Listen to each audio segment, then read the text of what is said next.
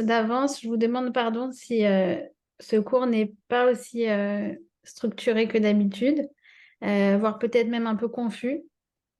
C'est assez improvisé comme ça. En fait, il y a eu beaucoup de vidéos qui ont circulé à propos d'un Télim, le Télim 27, qu'on lit depuis Rosh Chodesh Elul jusqu'à veille de Simchat Torah. On parle de guerre, du Hamas, et David Ameller dit qu'il a confiance en Hachem. Certains ont voulu interpréter ce psaume pour dire, voilà, ça veut dire qu'on va gagner, ça veut dire ça veut dire ça. Moi, vous savez, je suis de nature assez sceptique par rapport aux interprétations comme ça, un petit peu rapides, on va dire. Donc, j'ai sorti ce livre. C'est le Hard Scroll sur les Télim qui explique vraiment verset par verset ce que le roi David a voulu signifier dans ces Télim.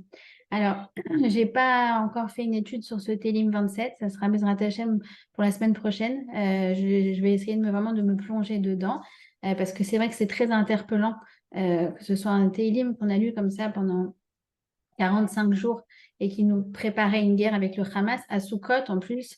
Donc voilà, ce ne sera pas pour aujourd'hui, mais évidemment, c'est ce qui m'a mis la puce à l'oreille. Je me suis dit, waouh, waouh, il y a quelque chose de très fort. David Ameller, il a vécu des guerres, il a été poursuivi, pourchassé, il a eu beaucoup d'ennemis, il a vu des guerres, il a vu des souffrances, il a vu des innocents partir, il a vu son ami Jonathan, le fils de Shaoul, mourir devant lui. Il a eu beaucoup, beaucoup de souffrance, le roi David. Le Zohar dit que David Ameller n'a pas vécu un jour sans souffrance et sans épreuve. Lui-même, il a combattu, il parle beaucoup du Hamas. Alors, quand il parle de Hamas dans ses Télim, il s'agit de mauvaises personnes, d'accord? C'est ça le sens littéral, mais évidemment que ça nous interpelle. Il a combattu aussi les Pélishtim, d'accord? Pélishtim, Palestiniens, bon, forcément, aussi, ça nous évoque quelque chose. Alors, voilà, c'est de là qu'est sortie donc cette idée d'étudier les Télim. Alors aujourd'hui, je vais m'intéresser d'abord à la vie de David avant de rentrer dans le Télim que je voudrais étudier. Celui que je voudrais étudier aujourd'hui, c'est le numéro 3. Vous allez voir pourquoi. Il parle beaucoup de bitachon, il parle de l'attitude à avoir en temps de guerre. Vous allez voir, c'est passionnant. Ce télim est passionnant et il nous apprend beaucoup, beaucoup, beaucoup de choses. Il est très riche. J'espère d'ailleurs qu'en 1 heure, on va réussir à voir tous les messages extraordinaires, extraordinaires vraiment qu'il nous apporte et toute la force en fait que David nous donne à travers ses paroles. Alors, juste quelques mots sur le roi David, puisque donc les télim, vous savez, Sí que llueve. chose qu'on lit dans toutes les circonstances de la vie, des plus difficiles comme celle actuellement, aux plus joyeuses. Le Zohar nous dit que David Ameller, en fait, a vécu l'intégralité du spectre des émotions humaines. Il n'y a pas une émotion au monde que David n'a pas ressentie, que ce soit les plus noires ou les plus positives. D'accord? Je pense notamment au jour où il a été couronné roi. Il a été oint par le roi, par le prophète Samuel. Son cœur s'est rempli de joie parce qu'il est passé d'un être méprisé par ses frères. On pensait de lui que c'était un enfant adultérin. Il était pourchassé par ses frères, humilié, méprisé, et en un jour, eh bien, il a été donc euh, euh, euh, euh, le roi, le prophète Samuel, donc leur a dit que c'était David Ameller, le successeur du roi Shaoul, le prochain roi. D'accord? Donc, dans notre vie à nous, que ce soit une femme qui donne naissance, un malade, une guerre, Chasvé Shalom, une joie, il y a un télim pour chaque événement, chaque problème de la vie, mais chaque émotion positive également. Ce texte, le texte des télim, a irradié l'histoire de notre peuple. Euh, on en a lu dans toutes les circonstances, dans toutes les époques, par tout le monde. On voit très souvent ici en Israël dans le bus la petite mamie avec son petit Télim, la jeune fille qui attend le bus avec son petit livre de Télim. Les Télim nous accompagnent dans toutes les circonstances de notre vie. Mais ce qui est incroyable, c'est que ce texte a irradié également au-delà du judaïsme, puisque même chez les chrétiens, il faut savoir que 80% de leurs prières, en fait, c'est des télim. Ils ne font que reprendre les psaumes du roi David. D'accord? Et David, donc, il a eu un roi HaKodesh. Les télim font partie, donc, dans le Tanakh de Ktuvim. Vous savez, dans le Tanakh, il y a Torah, Nevim, Ktuvim. Torah, il s'agit de la Torah de Moshe, donc les cinq, c'est le Pentateuque, d'accord? Ce sont les 5 livres qui ont été dictés par Moshe avant l'entrée en Eretz Israël. Et ensuite, on a eu les prophètes, d'accord? Comme par exemple Jérémie, Ishaïaou. Il y a beaucoup de prophéties là qui, par exemple, euh, les Névim, on les lit donc à la Haftara de Shabbat. D'accord? Les Névim, on les lit à ce moment-là. Eh bien, la Haftara de ce Shabbat, elle était exceptionnelle. Je vais vous lire ce que c'était. Vraiment, c'est une consolation d'Hachem, cette Haftara. Donc, il s'agit, je ne sais pas c'est quel prophète. Si on a une qui veut regarder, c'était quoi? Mais en tout cas, il y a marqué, je suis Hachem qui t'appelle. Euh, je vais, euh, euh, je vais renforcer tes mains. Je vais créer une alliance avec la nation juive euh, en face de toutes les autres nations pour montrer que nous sommes unis face au monde. Je vais ouvrir l'œil aveugle et libérer les prisonniers qui sont assis dans l'obscurité. Une nation a été massacrée, les jeunes sont morts, les gens se cachaient, ils ont été déshumanisés et euh, et il n'y avait personne pour les sauver. Mais ne t'inquiète pas, parce que je suis avec toi. Je suis ton témoin et je t'ai choisi et tu vas le voir. Il n'y a personne avant moi, il n'y aura personne après moi. Je suis Hachem, ton sauveur unique. D'accord? Donc ça, c'est un extrait des Nevi'im qu'on a lu par exemple par Achat Bereshit, donc hier à la synagogue. Les Ktuvim, on en a déjà parlé. Les Ktuvim, ce sont des écrits, d'accord? Des écrits différents qui ont été inspirés par ce qu'on appelle Ruach HaKodesh, c'est-à-dire que leurs auteurs ont été investis d'un esprit particulier où en fait Dieu parlait à travers eux. D'accord? Eh bien, on a déjà vu les Megillot, Megillot Echa, Esther, laquelle on a étudié Megillat Ruth, font partie des Ktuvim. Et là, donc, les psaumes du roi David, les Télim, font également partie des Ktuvim. C'est-à-dire, ça fait vraiment partie de la Torah. Et David a eu une inspiration divine pour quand il les a écrits. C'est-à-dire que c'est Hachem qui nous parle à travers le roi David. D'accord? Alors, je ne vais pas parler de l'histoire du roi David parce que la vie de David est tellement riche que ça peut prendre vraiment, je pense, minimum 1 heure, voire 2. Mais voilà, aujourd'hui, on va parler d'un épisode important de la vie du roi David. Alors, je vous l'ai fait en très, très courte. Donc, il a été oint par le roi Samuel à l'âge de 28 ans. Il est né donc 1000 ans avant notre ère, à peu près. Et il a été donc fortement méprisé par ses frères. C'était le dernier d'une fratrie. Il y en a qui disent de 7, il y en a qui disent de 8. Ça dépend, parce que dans Divrei Yamim, on parle de 8 enfants et dans Samuel, on parle de 7 enfants. Quoi qu'il en soit, c'est le dernier, le petit dernier d'une fratrie de garçons. Et c'est le fils de Ishaï. Ishaï est le descendant de Ruth et Boaz. On avait donc déjà parlé de quand on a étudié la Megillah de Ruth. Et il a été donc méprisé par ses frères, au point qu'ils essayaient même de le tuer. Il a été humilié, il a été l'enfant de la honte, l'enfant de la déchéance. Il a été il a reçu des tempêtes d'insultes, des torrents de moqueries. Il a eu vraiment une enfance très, très, très, très difficile. Et à l'âge de 28 ans, eh bien, le prophète Samuel s'est adressé à Ishaï, son père, et lui a dit, voilà, Dieu s'est révélé à moi dans la nuit, le successeur de Shaoul, le prochain roi, eh bien, se trouve parmi tes fils. Ishaï lui dit, viens à la maison, viens, je vais te présenter mes fils et tu me diras lequel est choisi par l'Éternel. Et le prophète Samuel va arriver, il va être impressionné par le premier, comment il s'appelle, Eliav, je crois, l'aîné c'est Eliav.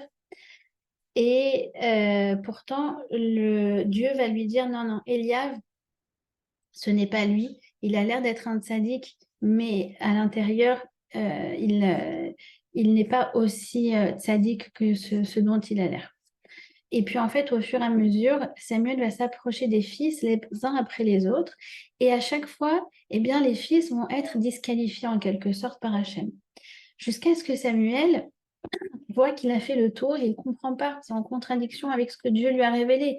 Il y aurait le futur roi parmi la maison de Ishaï, mais il a fait le tour et aucun n'est sélectionné. Et à ce moment-là, il s'adresse à Ishaï et il lui dit, mais tu n'as pas un autre fils? Et Ishaï devient rouge. Il devient rouge parce que c'est compliqué à expliquer, mais il s'était séparé de son épouse lorsque David a été conçu. Il s'est séparé de son épouse pour des raisons légitimes, croyant bien faire. Et il a voulu concevoir un autre enfant avec la servante cananéenne.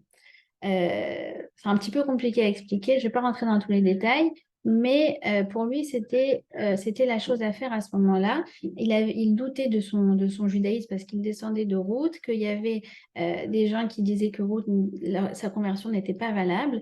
Et donc, du coup, il s'est dit, je ne sais pas si je suis vraiment réellement juif.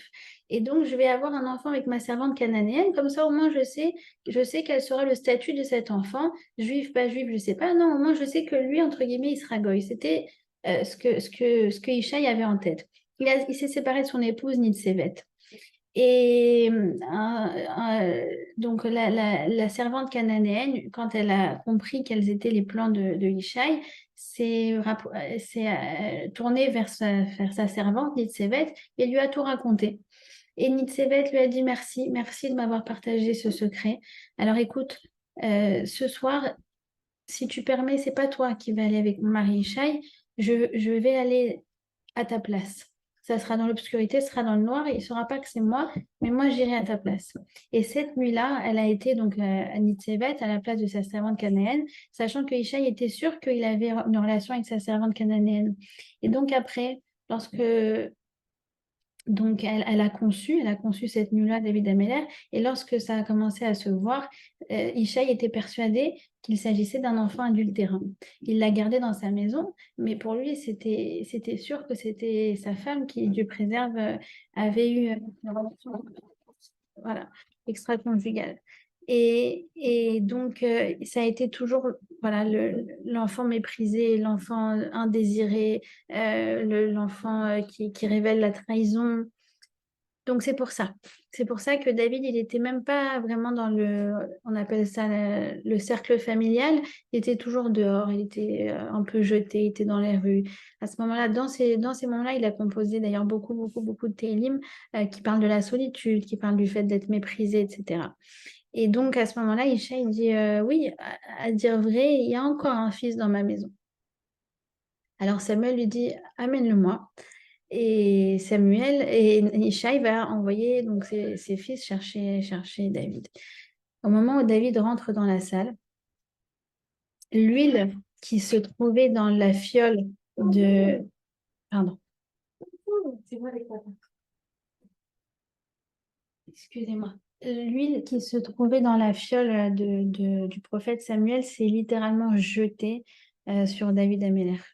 Et à ce moment-là, donc tout le monde a compris dans la maison que David, qui était ce fils rejeté, ce fils illégitime, le symbole de la honte, eh bien Dieu l'a choisi pour être le nouveau roi d'Israël. D'accord? Et tous ont poussé des cris de joie, surtout Nitsevet, Ishaï. Voilà, donc ça, si vous voulez, ça a été la nomination de David en tant que roi. Mais sa nomination, elle a été cachée. C'est-à-dire qu'il a été oint, Oint, Machiar, c'est oindre, il a été oint comme étant le successeur de Shaoul, mais ça n'a pas été révélé en dehors du cercle familial. Et c'est resté comme ça en attendant donc ce qui allait se passer. Alors, qu'est-ce qui s'est passé par la suite? Eh bien, vous connaissez sans doute l'épisode. C'est que, donc, je vais vous la faire très courte parce que je voudrais vraiment avancer sur le psaume de David. Mais il a vaincu, donc il y avait la guerre avec les Philistins. Shaoul faisait une guerre très farouche contre les Philistins. Et David, eh bien, un jour, alors qu'il s'occupait donc d'apporter des provisions à ses frères étaient des guerriers, d'accord? Ils étaient des guerriers dans l'armée de Shaoul. Il se préparait ce jour-là à aller sur le champ de bataille. Il préparait une très très grande bataille. Qu'est-ce qui s'était passé? C'est que en fait, Goliath, il a dit, regardez, qu'est-ce qu'on va faire? On va pas se battre tous contre tous. On va prendre un contre moi. Sauf que Goliath, il faisait 5 mètres de haut. Goliath, il était, on pensait, invincible. Et donc, en fait, c'était une cause perdue d'avance.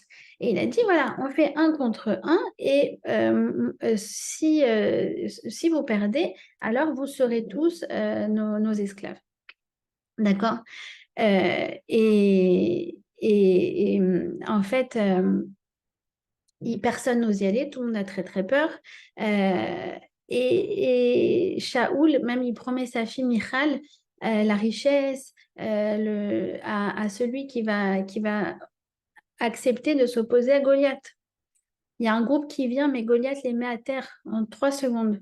Et la situation devient de plus en plus critique. Et David, il est rempli de colère devant cet homme qui ose défier l'armée d'Hachem, qui ose défier l'armée de Eretz Israël. Et il commence à encourager tout le monde sur les troupes. Il dit, allez, allez, on n'a pas peur, Hachem est à nous, Hachem est avec nous, Hachem nous protège. C'est Hachem qui va décider du dénouement de ce combat. On ne doit pas avoir peur. On ne doit pas avoir peur. On a peur que d'Hachem. Et à un moment, il y en a qui dit, écoute, regarde, si toi, tu as tellement confiance en Dieu, vas-y. Et qu'est-ce qu'il a répondu?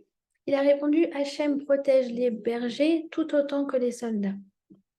Et il va voir Shaoul. Il lui dit, moi, je vais défier Goliath. Shaoul rigole. Il dit, mais lui est un géant et toi, tu es un enfant. Tu ne peux pas te battre avec lui. Et finalement, vu que c'est le seul volontaire, on lui met donc sur lui une armure. Et en fait, dès qu'on lui met l'armure, l'armure, elle le fait tomber tellement lui, il est petit. Parce que je vous ai dit, mais David, il est petit, il est roux aussi. Euh, et et c'est pas pour rien qu'il est roux, c'est parce qu'en fait, il a justement, on dit qu'il a des traits de caractère communs avec Esav. C'est quelqu'un qui, en fait, à l'intérieur, lui, a beaucoup de rage, beaucoup de rage, beaucoup de colère. Mais lui, contrairement à Esav, il a su tourner tout ça vers le bien. D'accord? Alors finalement, il enlève l'armure. Il dit, de toute façon, cette armure, elle sert à rien. Et il va prendre une fronde, vous connaissez, donc il prend 5 pierres, d'accord, à l'image des 5 livres de la Torah. Il prend 5 pierres plates qu'il ramasse dans un ruisseau. Et il prend la fronde et il prend une pierre et paf, il l'envoie sur la tête de Goliath. Goliath reçoit la pierre dans son front et il tombe et il meurt sur place. Et le grand miracle, c'est qu'il tombe en avant. Il tombe en avant pour signifier que cette victoire, en fait, est de l'ordre du miracle. D'accord? Ensuite, donc, Shaoul va développer énormément de jalousie vis-à-vis de David. Et en fait, Shaoul va chercher à le tuer. Il va être pourchassé pendant des années par Shaoul. Voilà, je vous passe les détails. Il va aller dans les montagnes, il va aller à Carmiel, il va aller à Nob, il va aller même à un moment chez les Philistines. Imaginez-vous, comme si aujourd'hui, quelqu'un préférerait aller à Gaza plutôt que son ennemi qui le recherche. C'est un truc de fou. Bref, il a erré David. Il a écrit beaucoup, beaucoup, beaucoup, beaucoup de Télim pendant qu'il a erré. Et ensuite, donc, Shaoul est mort lors d'un combat dans lequel David n'était pas impliqué. Une fois que Shaoul est mort, David est enfin arrivé, il est arrivé en Israël. Il était chez les Philistines à ce moment-là. Et, et quand il est arrivé en Israël, eh bien, donc, il est devenu le roi. Et il a régné pendant 40 ans. Il a régné pendant 40 ans. 40 ans, il a régné pendant 40 ans, moins 6 mois. Alors, c'est quoi cette histoire de 6 mois? C'est qu'à l'âge de 65 ans, et c'est là que s'ouvre notre Télim, à l'âge de 65 ans, son fils Avshalom, qu'il avait eu avec une de ses épouses, Abigail, Avshalom, c'est le fils de... Excusez-moi. Non, c'est le fils de Achinoam, excusez-moi. Eh bien, Avshalom a fomenté une rébellion contre son père. Il a fomenté une rébellion contre son père et son propre fils. Et il a commencé à monter une armée contre son père. Et il a commencé pas seulement à monter une armée contre son père, écoutez bien comme c'est d'actualité, il a fait de la propagande contre son père, avec des fake news, avec tout ce que ça implique. Jusqu'à ce que les amis, les alliés de David finissent par se retourner contre lui, au point que, encore une fois, David n'a pas eu le choix que de se cacher, pourchassé par son fils. Et ça donc a été une période extrêmement difficile de sa vie où il a écrit beaucoup de Télim, dont celui que voilà, on va étudier aujourd'hui. Alors, je suis désolée pour la longue introduction, mais en même temps, et pourtant, j'étais vraiment très, très courte, mais c'est des choses essentielles pour comprendre le contexte dans lequel ce Télim s'inscrit. D'accord? Alors, donc, c'est le Télim numéro 3. Je vais vous le lire en français, d'accord? Et puis, on va essayer de voir ce que signifient les versets.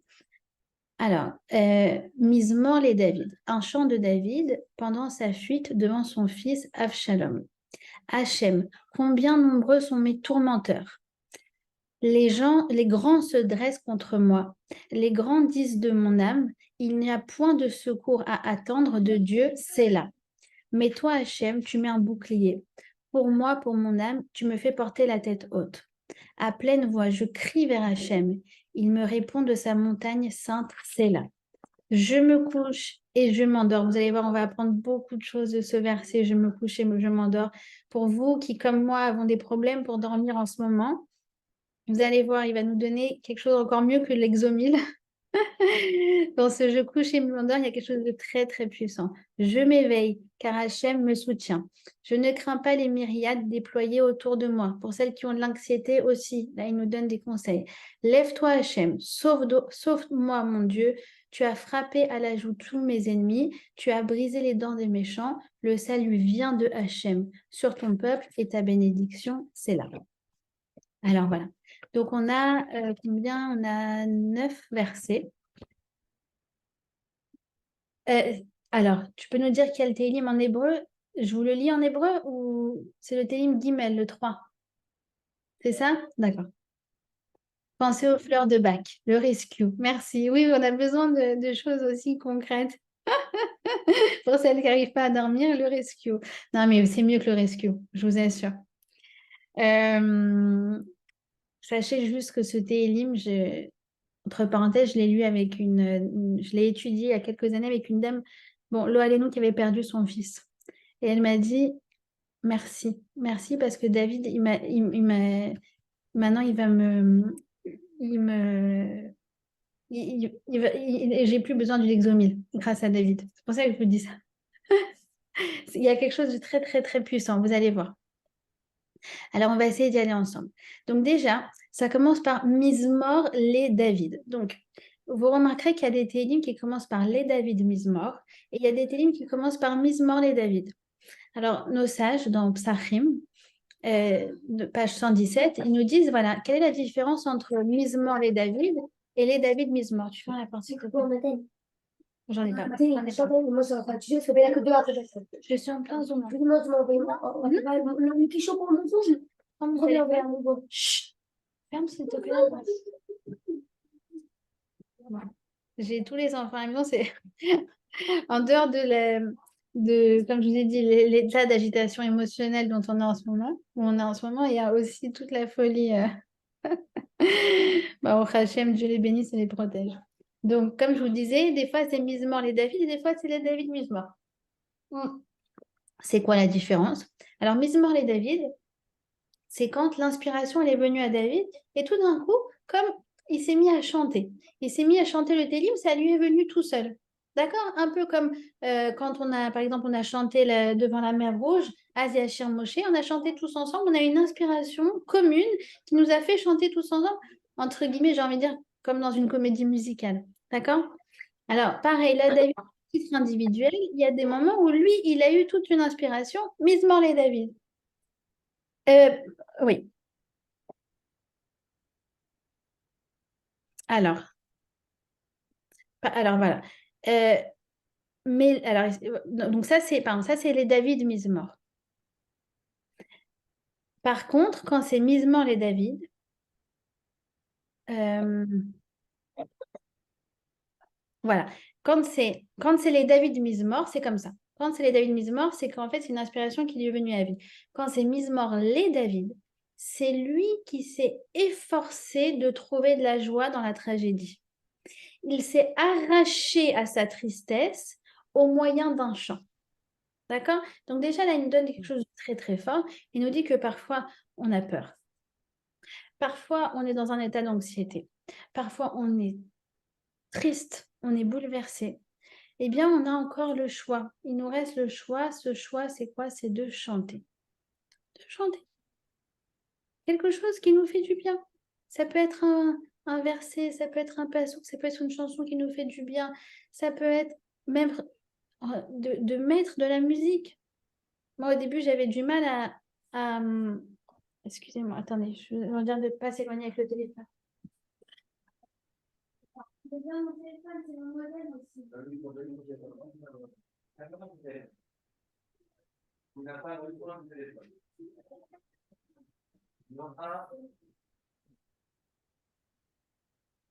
C'est bon? C'est la folie, ouais, excusez-moi, c'est la folie. Donc, oui, moi, j'avais du mal à mettre des musiques, mais en fait, des chansons, il y a des chansons qui font vraiment du bien. Ah, Chenou Kol Bet Israël. Je ne sais pas si vous la connaissez, celle-là. Je ne peux pas la chanter parce que le truc est enregistré, mais si vous écoutez Achenu Kol Bet Israël, c'est une chanson magnifique qui parle justement des Chayalim qui sont sur le front, de ceux qui sont enlevés, de ceux qui ont été kidnappés. C'est une vieille, vieille, vieille, vieille chanson, Achenu Kol Bet Israël. C'est comment dire, c'est une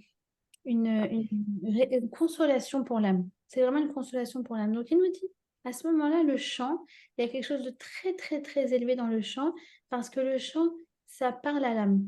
Ça outrepasse tout l'intellect, tous les autres sens, ça pénètre directement dans l'âme. Donc il y a quelque chose de très, très fort et vous allez et donc ça, c'est le premier conseil qu'il nous donne. D'accord? Euh,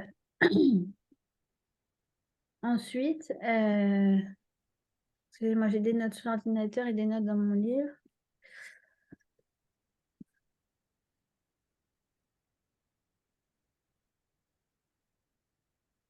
Ok. Euh,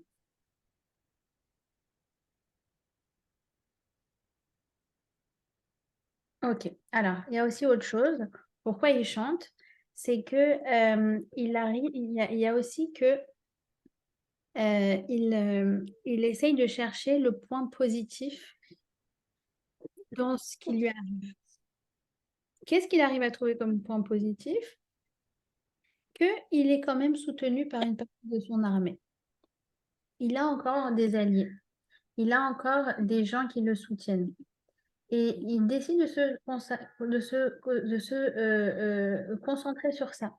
Il pourrait dire, mais regarde, tout le monde m'a tourné le dos, tout le monde, c'est tous des traîtres. Mon fils, il a transformé mes amis en ennemis. Non, regarde, il y a aussi des gens qui sont partis parce qu'ils sont partis avec lui. Il y a aussi des gens qui sont partis avec moi et qui me soutiennent. D'accord? Ça, c'est un grand, grand conseil. Regarder dans l'obscurité les petits points de lumière et être capable de remercier pour ça. Baruch Hashem, je ne sais pas quelles infos vous regardez. Je vais en parler tout à l'heure de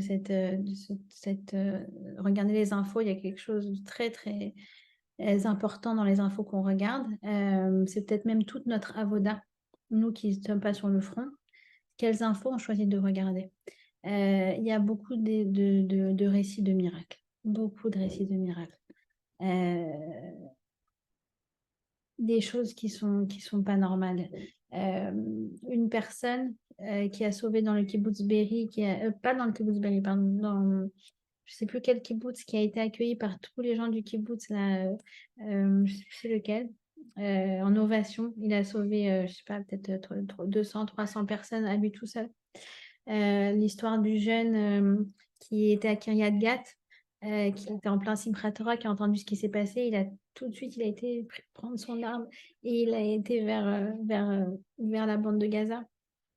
Là-bas, il a abattu des terroristes un après l'autre. Un après l'autre, il en a abattu d'abord 10, 15, l'un après l'autre, tout seul avec son arme. Et ensuite, il a reçu une blessure dans la jambe. À ce moment-là, il s'est fait un garrot. Mais il a continué de combattre, continué de combattre, un truc de fou, avec une jambe qui saignait, une hémorragie. Et il s'est mis encore à tuer. Il a assassiné, il a éliminé, pardon, 20 terroristes. 20 terroristes, vous vous rendez pas compte qu'est-ce que ça aurait pu faire comme catastrophe? 20 terroristes à lui tout seul. Et quand Tzal est arrivé, en fait, il croyait que c'était lui-même un terroriste, parce qu'il était habillé en civil.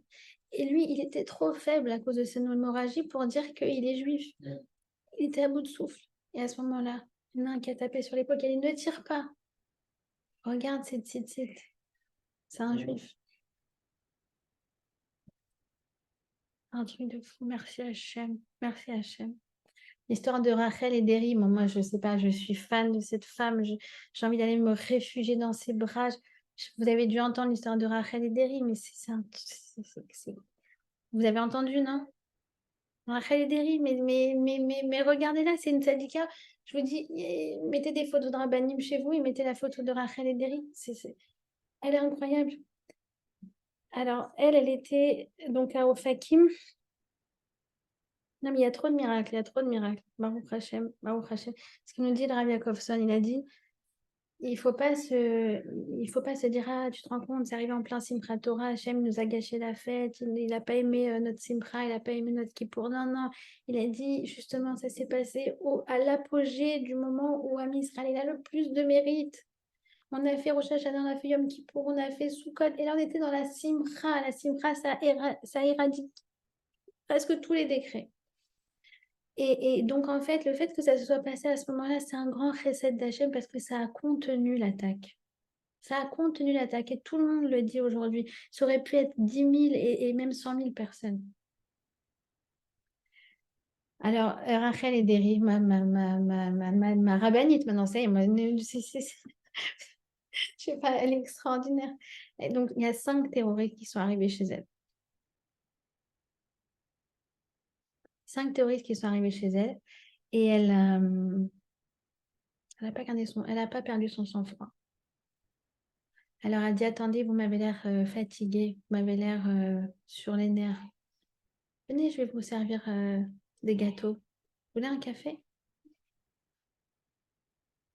Ils se sont assis. En on milvado. En on milvado. Comment tu prends 5 terroristes et tu les fais s'asseoir? Ils étaient venus pour te tuer, toi, toute ta famille, toute ta ville. Ils se sont assis. Elle a commencé à leur dire, mais pourquoi vous faites ça? On est tous des frères, Koulan Wachim. Elle dit, regarde, moi je suis du Maroc. Elle a dit, allez, apprenez-moi l'arabe, moi je vous apprends l'hébreu. Pendant ce temps-là, qu'est-ce qu'elle faisait, cette sadika? Elle a dit, regardez, allez en haut là-bas, vous serez tranquille. Elle est descendue, elle a appelé son fils, qui est policier. Elle a dit, il y a des méchablim, il y a des terroristes chez moi. Il est arrivé tout de suite, sauf que il ne pouvait pas intervenir tout de suite. Et en plus de ça, il ne pouvait pas intervenir du tout. Son méfaquel, il lui a dit, tu ne peux pas intervenir, là, c'est tes parents qui sont là. Donc, c'est trop d'enjeux émotionnels, il faut que ça soit quelqu'un d'autre. Bref, l'histoire, elle a duré mais plus de 10 ou 12 heures, où elle les a tenus comme ça. Elle a dit, tu veux pas quelque chose à boire? Ah ouais, ouais, ouais, apporte-moi du coca. On voit les images de ce qu'ils ont mangé. Ils marchent chez Mme Bezirham. Elle leur a apporté du coca zéro. Et il a dit, ah non, non, moi, j'aime que le vrai coca.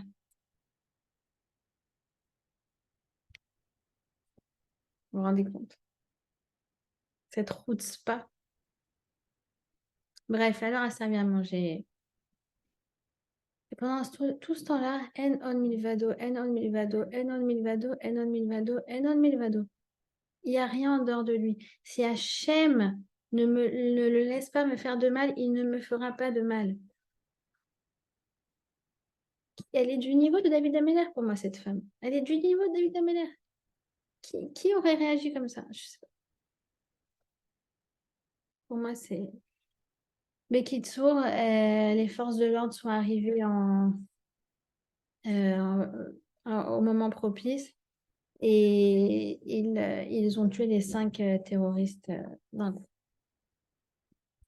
Baruch Hashem. Après, elle a fait une vidéo à tout le monde. Elle a dit allumez les bougies de Shabbat. C'est trop mignon. Donc, il y a eu, on va encore continuer d'entendre parler de miracles. Vous allez voir. Il y a des choses pas normales qui se sont passées. D'accord? Dans toute la douleur, il nous dit, David Ameller, qu'on peut aussi choisir nos infos, choisir de voir les points de lumière dans l'obscurité. D'accord. Donc, voilà. Ensuite, l'autre chose aussi, c'est que En On Milvado, c'est-à-dire que ce qui lui a donné la force de chanter, c'est que c'est Hachem qui orchestre tous les événements du monde au niveau collectif comme au niveau individuel. Donc, c'est Hachem qui a orchestré cette révolte et c'est pour mon bien. D'accord. Donc, c'est comme ça qu'il arrive à rester serein, David. C'est pour notre bien, on ne comprend pas. Bémet, on ne comprend pas, c'est au-delà de toute compréhension, mais c'est pour notre bien. Et David est tellement sûr de ça qu'il arrive à trouver la sérénité dans un moment où il est pourchassé et menacé par son propre fils. D'accord? Alors ensuite, combien sont mes tourmenteurs? C'est le verset numéro 2. Voilà, parce qu'en fait, évidemment, c'est pas que Avshalom, mais comme je vous ai dit, ça a été Shaoul, ça a été, comment il s'appelle le mari d'Abigail, qui a essayé de le tuer aussi, je sais plus, Achitophel, Doeg, il a eu beaucoup, beaucoup, beaucoup d'ennemis, d'accord? Un peu comme nous, ça veut dire nous aussi, quand tu penses le Hezbollah là-bas, Daesh en Syrie, le Hamas à Gaza, et même parmi nous. Parmi nous. C'est-à-dire là, ils sont calmes, mais même parmi nous. D'accord? Alors, beaucoup disent, il n'y a pas de secours pour David. D'accord? Alors là, à ce moment-là, nous dit Rachi, là, il fait Cheshbon Nefesh. Il se dit, j'ai des fautes. J'ai des fautes et peut-être que ma tchouba n'a pas été acceptée. Et c'est pour ça que Hachem envoie ça. D'accord? Alors ça, c'est ce que dit le Rambam. Il dit que quand un malheur nous atteint ou atteint le peuple juif, chacun doit se poser une question et se dire en quoi je peux m'améliorer. D'accord? Parce que cette tchouva qu'on fait, c'est pour le bénéfice du Ham Israël. D'accord? Et après, il poursuit, donc dans le verset numéro 4, il dit, mais toi, Hachem, tu es mon bouclier. C'est-à-dire que il dit, Hachem, rien ne t'empêche de me délivrer. Même mes fautes, elles ne sont pas aussi, comment dire, j'ai pas pu, ton amour pour moi est tellement infini que même mes fautes, elles ne peuvent pas t'empêcher de me délivrer. D'accord? C'est-à-dire que Hachem, il nous aime d'un amour infini. Et donc, même si on a des fautes par-ci, par-là, ça ne peut pas l'empêcher de nous apporter la Yeshua, de nous apporter la délivrance. D'accord? De plus, il y a aussi quelque chose de très très important par rapport à la notion de faute. Il faut savoir que David Ameller, à une période de sa vie, il a perdu beaucoup de batailles. Il a perdu beaucoup de batailles et il a demandé à Hachem pourquoi. Et Hachem lui a dit, regarde, toi et toute ton armée, vous êtes tous des tzadikim, vous êtes tous des tzadikim. Mais il n'y a pas de shalom entre vous. De là, on apprend que ce qui nous permet, ce qui nous donne de la force pour vaincre nos guerres, c'est le shalom qui est entre nous. La Gemara le poursuit d'ailleurs. Elle dit qu'à l'époque de Achav, c'était un roi très rachat, très, très, très impie. Il a été idolâtre, il a mis des idoles dans toute la Judée. Il n'y avait pas un coin en Israël où il n'y avait pas d'idole. Eh bien, à l'époque de Achav, eh bien, l'armée de Achav gagnait toutes les guerres. Et la Gemara poursuit en disant Ayu ovde avodazara, aval shalom benehem. C'est vrai, ils étaient de la avodazara. Ils n'allaient pas à la synagogue, ils ne faisaient pas Shabbat, ils ne mangeaient pas kasher, ils ne faisaient pas les fêtes, ils ne faisaient pas, ils faisaient rien. Ils allaient même se prosterner devant des idoles. Aval shalom benehem. La force du shalom. Bon, Baruch Hashem, je crois que cette semaine, on a fait le plan de shalom. Baruch Hashem, avec toutes les initiatives qu'il y a eu et quelque chose d'incroyable ce qui s'est passé dans ce pays cette semaine.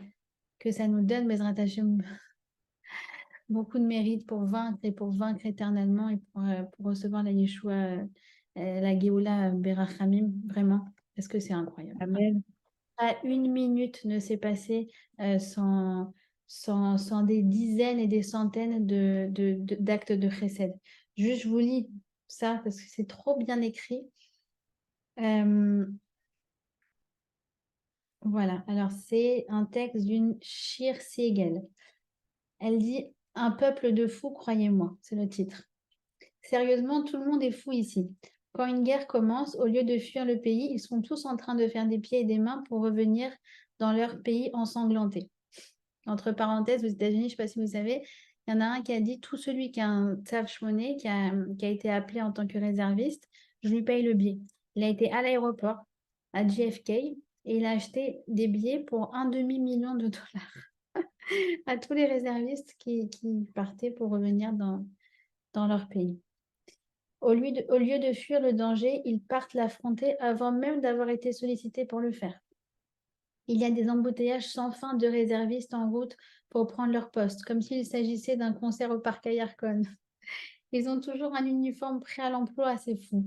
Un uniforme bien plié dans le placard. En cas de période de réserve ou d'urgence, celui qui se souviendra en premier. Un peuple de fous, croyez-moi, ils sont tous fous ici. On leur lance une phrase sur une chose qui manque à des familles ou à des combattants et tout le monde court pour l'acheter, comme s'il s'agissait du dernier iPhone. On leur parle des combattants qui ont faim, ils créent des services de traiteurs avec des livreurs encore plus performants que Volt. Ils inondent d'amour, exagèrent dans les quantités. C'est vrai, c'est une folie. Remplissent des camions, donnent sans compter, démontent les sous-côtes des combattants partis au front, soutiennent les familles démobilisées, invitent des familles du Nord et du Sud. Vous n'avez qu'un mot à dire et ils courent comme des fous. Qui est fou? Ce peuple est fou. Mais c'est vrai. Moi, je vois, à chaque fois que j'ai voulu, quelqu'un m'appelait, oui, on vient d'arriver de Netivot, on est à Tel Aviv, on n'a pas de vêtements pour Shabbat. Ok, j'arrive. Et un quart d'heure après, je dis, c'est bon, je suis en route. Non, ça y est, j'ai déjà reçu. Et toute la semaine, c'était comme ça. J'étais très frustrée, mais en même temps, tellement admirative, tellement admirative. C'était fou. Mon mari, enfin, surtout lui, il a préparé à manger pour des familles en quantité. Alors, il y avait ceux qui étaient à l'hôtel Leonardo, ceux qui étaient là-bas, ceux qui étaient trucs. Il a fait tout un plan, un tableau Excel avec toutes les salades, les machins, qu'est-ce qu'il devait préparer et tout. Et finalement, vendredi, quand il a été faire le tour, il est revenu bredouille. Il m'a dit, écoute, il y avait la moitié qui avait de ma liste, il avait déjà reçu de part et d'autre. Il m'a dit, non, ça y est, daï. Il y avait trop à manger. Baruch Hashem. Je dis, c'est vraiment comme dans Parashat Vayekel, vous savez, quand on a construit le Mishkan, Alors, Moshe, il a dit, ça y est, il faut donner pour le Mishkan. Tout le monde est arrivé en trombe, ils ont donné leurs perles, leurs bijoux, leur or, leur argent, leurs diamants. Qu'est-ce qu'ils n'ont pas donné? Jusqu'à ce que Moshe Rabbeinu, il dit quoi? Il dit, daï, daï, daï, c'est trop. C'est trop, ils sont fous. Ils sont fous. Oh, Hachem, ils sont fous. Miki Amcha Israël. Je vais vous dire, au-delà du soutien moral que ça apporte, ce chesed-là, c'est la plus grande protection pour l'âme Israël. Parce que En davar kazé b'olam, il n'y a pas quelque chose comme ça dans le monde. Il n'y a pas une chose comme ça dans le monde. D'accord? Donc voilà. Ensuite, ça c'est le verset donc, numéro 4. Rien ne nous empêche de nous délivrer, surtout si on est dans la hardoute. D'accord? Verset numéro 5. Alors, le verset numéro 5. Koli el Hashem ekra ve'aneni maher kocho, c'est là. Là, je vous apprends rien. David, il nous exhorte à prier. Il n'y a pas. On n'a pas le droit de s'arrêter de prier. On n'a pas le droit de s'arrêter de prier. Tous nos rabbinim le disent, c'est le moment. Après, chacune, elle choisit sa tefila. Est-ce qu'elle va faire une amida de plus? Est-ce qu'elle va faire des teilim en plus? Est-ce qu'elle va faire ses brachot alors qu'elle ne les faisait pas? Est-ce qu'elle va rajouter quelque chose, mais la tefila, la tefila, la tefila, la tefila, la tefila, ça, on n'a pas le droit de s'arrêter. Il dit le Rambam, celui qui ne prie pas dans des moments comme celui-là de souffrance et de guerre, Nikra Arzari. D'accord? Il est appelé cruel. Parce que notre tefila, c'est ça qui nous protège. C'est ça qui nous protège. On n'a pas le droit de rester comme ça. Et de ne pas prier. C'est une obligation morale que tout un chacun a de prendre sur lui, de rajouter encore de la tefila. Je ne vais pas m'arrêter sur ce point parce que ça ferait encore un cours d'une heure. Mais je vais vous donner une image qui, moi, m'a beaucoup renforcée par rapport à la tefila. J'espère qu'un jour, on fera un cours Bichlal sur la tefila. J'avais prévu, en fait, pour la rentrée, de faire sur la Hamida, les cours du dimanche sur Zoom. Bon, voilà, mais il y a beaucoup de choses à savoir. En tout cas, une image qu'a donnée le Rav Sasson, il a dit, quand on remue les lèvres, c'est comme un bébé qui tète dans le sein de sa mère et ça fait couler le lait. C'est pareil avec la tefila. Une, elle va dire les télim, une va faire ses brachot, une va faire ce matin, elle va faire le halel, une elle va faire sa mida, une va faire ça. C'est comme des bébés, on tête et on fait descendre du shefa dans le monde. On fait descendre des flots de guérison. On fait descendre des flots de siata dishmaya, d'aide divine, de chance, comme on appelle ça la chance. On a besoin, nos chayalim, ils ont besoin de chance pour tirer là où il faut, pour viser là où il faut, pour être au bon endroit là où il faut. On a besoin de siata dishmaya. Alors, quand on remue les lèvres dans notre filote, on fait tomber, comme le bébé, il fait tomber le lait du sein de sa mère, nous, on fait couler des yeshouot, même si on ne les voit pas physiquement, même si on ne sait pas ce que ça veut dire, même ça ne change rien.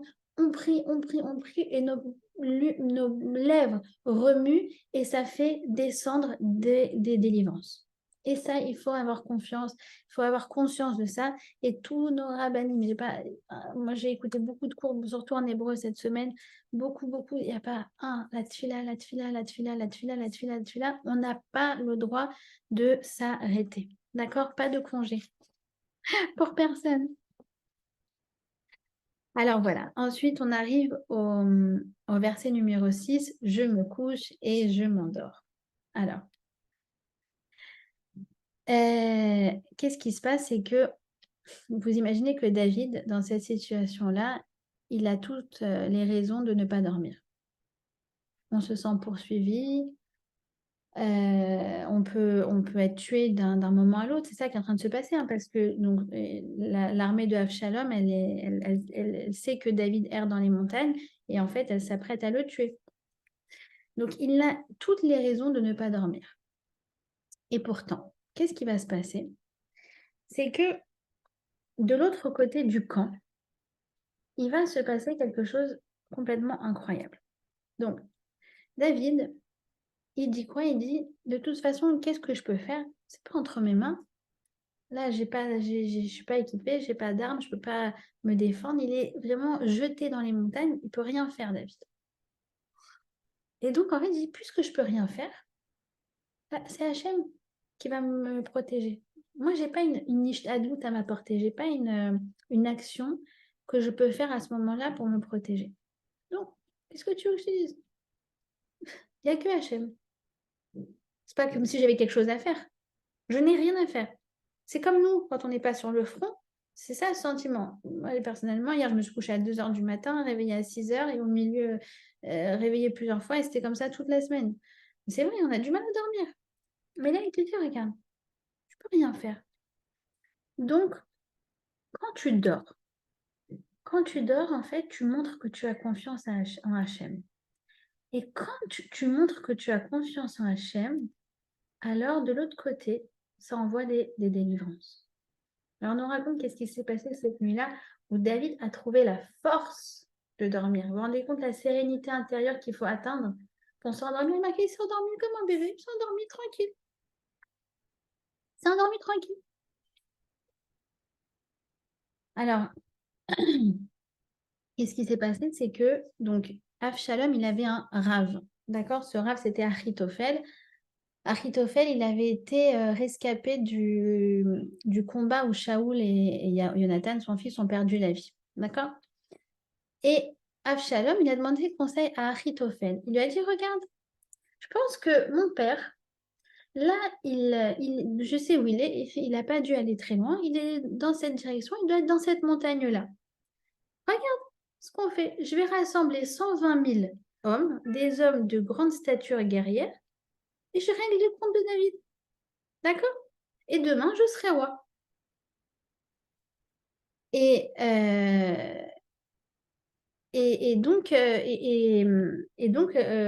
Achitophel, il lui dit oui, oui, oui, c'est exactement ce que je te conseille. Puisque là, il est dans les montagnes, il est très vulnérable. Tu prends tes 120 000 hommes que tu as soulevés et tu vas le tuer. Et à un moment, on ne sait pas pourquoi, Avshalom, il décide de demander conseil à une autre personne. Alors que c'est Achitophel qui est normalement son mentor, c'est lui qui fixe tout. Mais on ne sait pas pourquoi Avshalom, il décide de demander. Et il demande conseil à Hushai à Arki. Hushai à Arki, Hushai l'Archéen. Il lui dit, regarde, qu'est-ce que tu en penses? Moi, ce soir, je vais attaquer mon père. Je sais qu'il est jeté là-bas dans les montagnes sans aucune défense. Et je vais le tuer. Et Hushai, il lui dit, non, c'est une mauvaise idée. Je vais t'expliquer pourquoi. Je pense que là, ton père, il dort pas. Il dort pas, il est en train de fomenter des plans, il est en train de créer des défenses, il est en train de faire des trucs avec son armée. C'est impossible qu'il dorme. Attendez, laissez-moi voir dans mes notes. Il est comme une ours privée de ses petits. D'accord? Il est adrénaline à fond en fait. Et du coup, Avshalom laisse tomber son plan. D'accord? Il laisse tomber son plan. Il dit, ah oui, oui, oui, Rochai Arki, il a raison. C'est sûr que mon père, il dort pas. Il doit être sur le qui-vive. Du coup, c'est pas une nuit propice pour l'attaquer, donc on va faire ça une autre fois. D'accord? Alors, qu'est-ce qui s'est passé? C'est que, eh bien, non. Non. Il dormait. Et si ils étaient arrivés, il l'aurait tué. Mais comme il s'est endormi, alors par le srout qui s'est endormi, il y a l'autre là-bas qui a donné un conseil qui a dit non, sûrement qu'il ne dort pas. Il est sûrement réveillé. Et Hachem a fait en sorte qu'il donne ce conseil-là et que Avshalom, il écoute Hushai Arki et pas Achitophel. Par le srout, par le mérite du dodo de David. Donc nous, quand on dort, c'est une protection pour l'homme Israël. Parce qu'on dit, regarde Hachem, moi je peux rien faire, je suis pas sur le front. Donc Hachem, il achem lachem. C'est quoi? Hachem, il va combattre pour vous.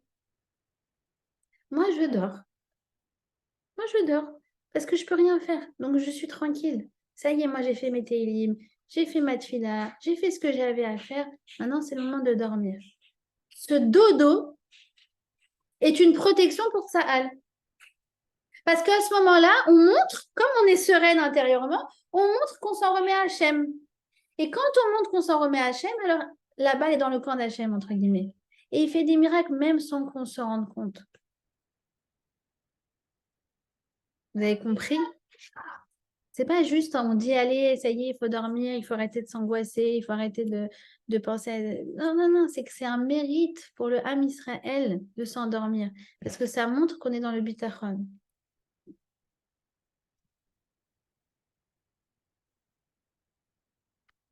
C'est fort, non? Vous pensiez pas que vous faisiez ça quand vous faisiez dodo?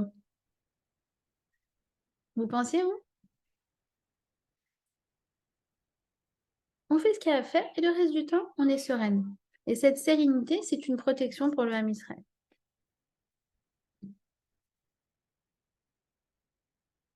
Alors, bon, je ne sais pas si je vais... Ok, on va continuer.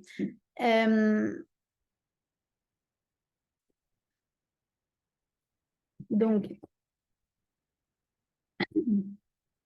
oui, je me suis posé la question quand même. Je me suis posé la question. Ah, merci, il y en a une qui a dit extraordinaire. Comme vous êtes en silence et que je ne vous vois pas toutes, du coup, je ne sais pas si vous êtes aussi halluciné que moi de ce que David nous révèle. Je trouve ça fou.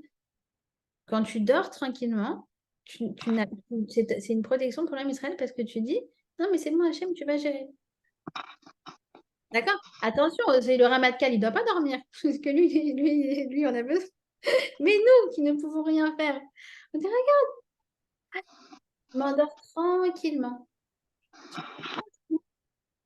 Alors, magnifique, j'ai eu la preuve. Sophie, j'ai parlé de toi au début du cours. J'ai parlé qu'on avait étudié ce télim ensemble il y a quelques années.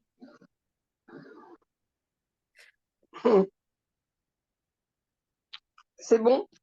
Tu m'entends? J'entends, Sophie. Tu m'entends? Ouais, Sophie. Alors écoute, en ce moment, je lis ton livre et c'est un régal, Merci. un vrai régal. Et le cours, c'est pareil là. Et j'ai eu la preuve en effet de ce que tu dis pour le dodo. J'ai eu le miracle quand j'ai dormi parce que je m'en suis remise à Hachem. Et Caniré que, bon, voilà. Je n'ai pas envie de le dire là, mais on en parlera. Bah, écoute, j'ai hâte. Je te cite beaucoup en ce moment, Sophie. Je te cite énormément. Arrête de me Ah, citer. non, je t'ai cité Moi, trois je fois. te Ouais, si. Ah là là, vous savez pas, vous, les tzadikotes cachés. Vous savez pas, vous savez pas. cite.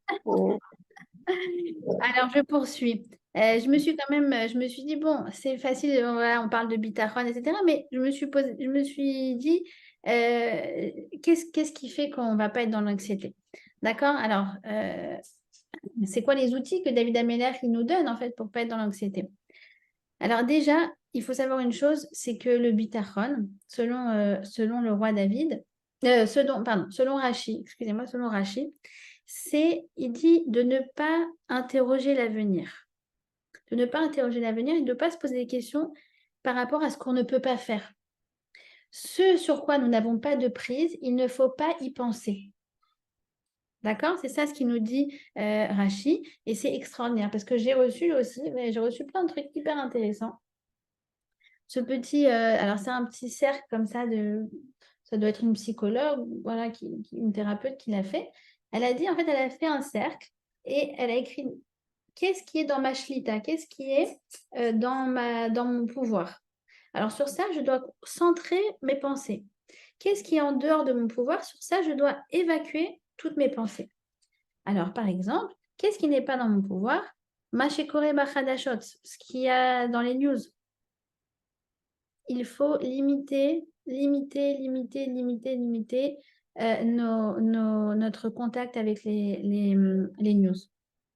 Sur ça, tout le monde est aussi très ferme pour plusieurs raisons. Je n'ai pas le temps de tout expliquer maintenant. D'abord, c'est notre avodat Hashem, parce que c'est notre avodat de Emouna et de Bitachon. D'accord? Et parce que même au niveau nafshi, au niveau de notre santé morale, ça ne sert à rien. Il y a des groupes nouvelles non anxiogènes. Je trouve ça génial. D'accord? Où mon mari, il a un groupe, c'est Tamsit Radashot. C'est une fois le matin, une fois le soir, il reçoit comme ça 4-5 nouvelles et toujours ça termine par une note positive. Je crois, il me semble peut-être que Torah Box, ils ont fait la même chose en français, mais c'est le mieux. Vraiment, c'est le mieux. Limitez les news. D'accord? Évidemment, pendant les 2-3 premiers jours, on était tous dessus. On essayait de comprendre ce qui s'est passé. D'accord? Maintenant que, voilà, il s'est passé maintenant, notre avoda, pareil, à chaque fois qu'on se retient. Alors, envoyez-moi le truc de Torah Box. À chaque fois qu'on se retient de regarder les news, aussi, c'est une protection pour l'âme Israël. D'accord? Je ne dis pas d'être déconnecté. Quoique, dire à Jacobson, il a dit, moi, j'ai évidemment pas de téléphone, voilà, pas de téléphone comme ça, avec accès à Internet, pas d'Internet chez moi, et même pas de radio. Il dit, mais sachez que toutes les news, elles nous arrivent de toute façon, d'une manière ou d'une autre, par les voisins. Bon, moi, je ne suis pas à ce niveau-là, d'accord? Mais sachez que de toute façon, les infos, elles arrivent. Donc, si vous avez besoin d'infos, il y a des choses qui sont faites, qui ne sont pas anxiogènes et qui nous apportent des nouvelles qui redonnent le moral, d'accord? L'Obesh Litacheli à Sonote, les drames, c'est vrai. Ça nous turlupine, ça occupe toutes nos pensées, mais mon Dieu, maintenant, qu'est-ce qu'on peut y faire? D'accord? Les Hatzilet Koulam, sauver tout le monde. Non, c'est pas entre nos mains, à part avec notre petite pierre à l'édifice qui est notre fila et notre télim, comme on a dit. Ma'acherim Chojvim. Alors là, surtout, ayez pitié de vous-même. Ne regardez pas le Figaro ou des trucs en français parce que vous allez vous arracher les cheveux. D'accord? Comme elle a dit à Golda Meir, je préfère vos condamnations à vos condoléances. Malheureusement, on a commencé par les condoléances, on continue par les condamnations là. D'accord? Donc, épargnez-vous ça, c'est un truc anxiogène.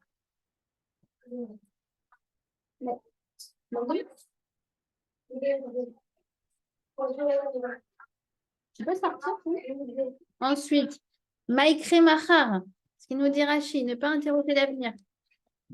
Moi, je suis là, genre, j'ai l'impression que mon mari, c'est genre le Ramatkal. Alors, qu'est-ce que tu crois? Alors, ils vont prendre Gaza et après, qu'est-ce qui va se passer? Il faut que j'arrête, il faut arrêter de faire ça. C'est l'Obayadaim Shalom, c'est pas dans nos mains. Achlatot Shalacherim, des décisions. Pareil, qu'est-ce que tu... Ouais, il faut reprendre Gaza, mais on t'a demandé ton avis. Tu sais ce que ça coûte, tu connais les choses cachées, tu sais tout ce que ça implique. Non, d'accord?